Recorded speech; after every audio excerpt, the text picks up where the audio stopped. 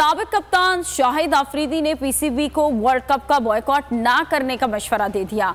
Video पैगाम में बोले कि खेल को सियासत से अलग रखना चाहिए। उनका मजीद ये कहना था कि एशिया कप कहीं भी हो, लेकिन अब फैसला करने में मजीद देर नहीं करनी चाहिए। एशिया कप तो होना पाकिस्तान में ही चाहिए था, लेकिन मैं ये समझता हूँ कि क्योंकि कुछ चीज़ों को पॉलिटिक्स से दूर रखना चाहिए। जो भी डिसीजन लेना है बहुत सोच समझ के डिसीजन लें। कहीं पे भी कराना चाहते हो एशिया कप को, उसको चाहे वो दुबई है, चाहे आप कहीं पे भी उसको ऑर्गेनाइज़ करना चाह रहे हो, बड़ा इवेंट है एशिया कप। मेरे ख्याल में उसका डिसीजन ले लेना चाहिए।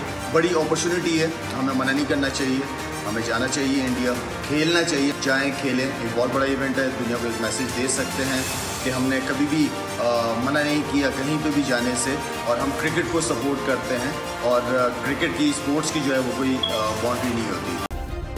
सब्सक्राइब करें और बेल दबाएं ताकि कोई खबर रह न जाए।